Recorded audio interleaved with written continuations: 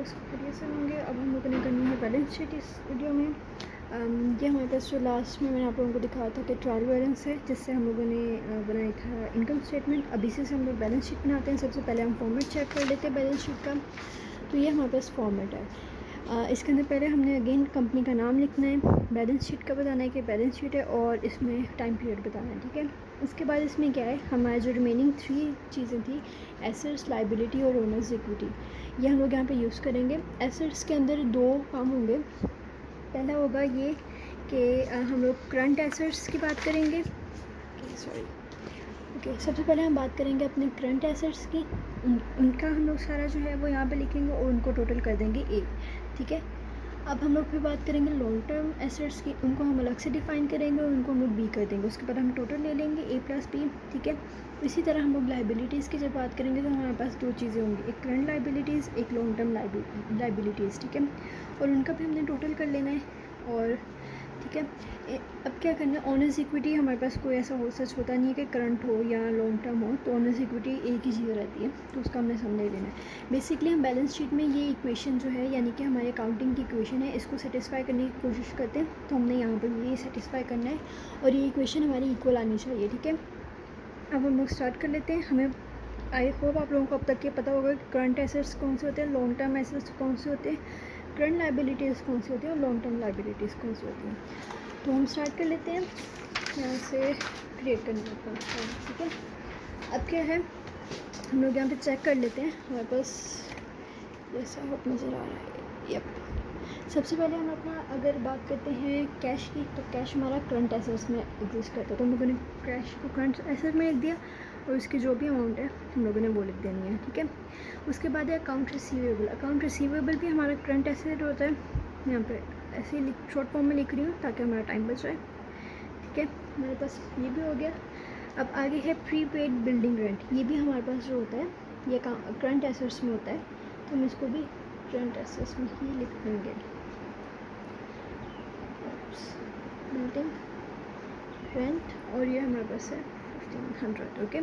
इसके बाद है हमारे पास अनएक्सपायर्ड इंश्योरेंस। ये भी हमारे पास करंट एसेट्स है, इंश्योरेंस, और इसकी प्राइस क्या है 3600, ठीक है। अब इसके बाद है हमारे पास सप्लाइज भी क्या है हमारे पास करंट एसेट, ओके।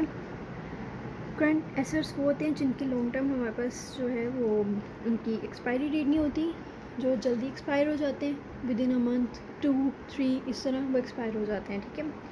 इसके अलावा अगर हम लोग देखें तो हमारे यहाँ तक तो वैसे ही नीचे से सारे एक्सपेंस आ जाते हैं, तो मैं इसको कवर कर रही हूँ।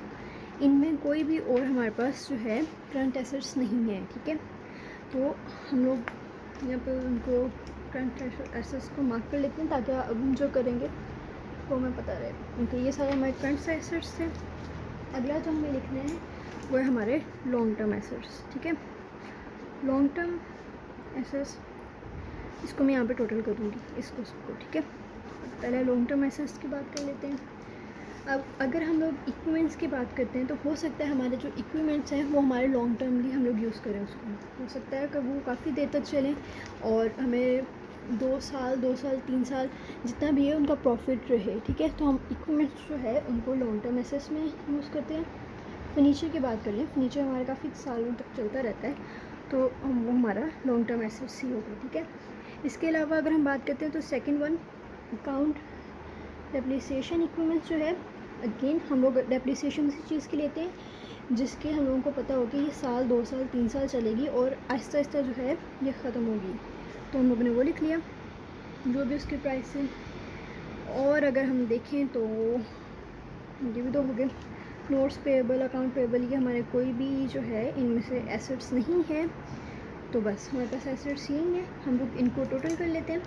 जो हमारा है करंट एसेट्स वो टोटल है 95600, और जो हमारे पास ये टोटल अमाउंट है ये है हमारे पास 5400, सॉरी। अब हम लोगों ने इन दोनों को टोटल कर लेना है, तो हमारे पास जो अमाउंट आएगी वो 101000, यानी 1,01,000 अमाउंट आ गई है। हमारे पास एसेट्स आ गए, ठीक है। अब हम लोगों ने बात करनी है लाइबिलिटीज़ की। लाइबिलिटीज़ की आप लोगों ने हेडिंग दे देनी है। उसके बाद अगेन करंट लाइबिलिटीज़, जिससे मैंने आपको बताया था करंट लाइबिलिटीज़ में क्या होता है, जिसमें हम लोग कह सकें, जैसे हमारे पास होता है कि बात कर लेते हैं अकाउंट पेबल, सैलरीज पेबल, जो कि हमने शॉर्ट टर्म में काम करना होता है, और लॉन्ग टर्म में वो होती हैं जो हम लोग नोट पेबल की बात कर लेते हैं, वो हमारी लॉन्ग टर्म लाइबिलिटीज़ में आ जाएंगी। ठीक है, तो हम लोग यहाँ पे अपनी लाइबिलिटीज़ चेक कर लेते हैं।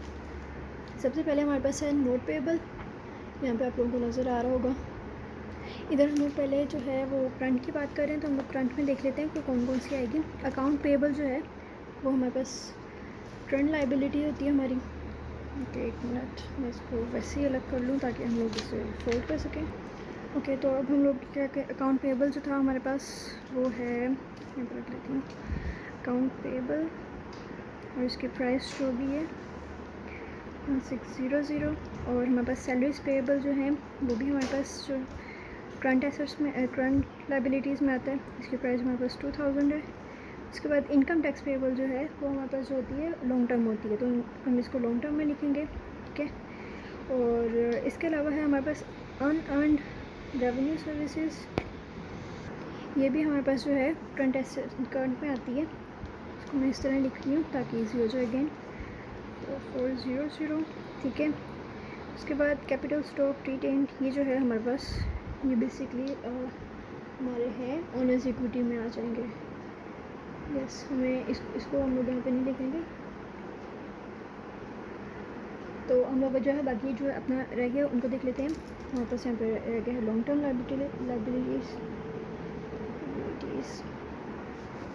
उसमें हमने क्या कहा था कि हमारा नोट पेबल जो है, NP लिख रही हूँ इसको, वो हमारा होगा लॉन्ग टर्म में। इसके अलावा हमारे पास जो है हमारे पास इनकम टैक्स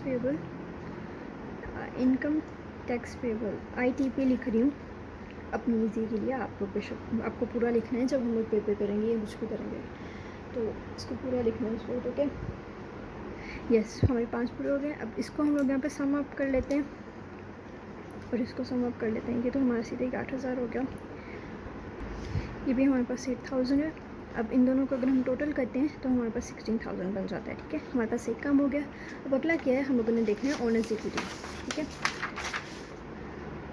ओनर्स इक्विटी में बात करें तो ये जो हमारा है इसको हम लोग ओनर्स इक्विटी में काउंट नहीं करते।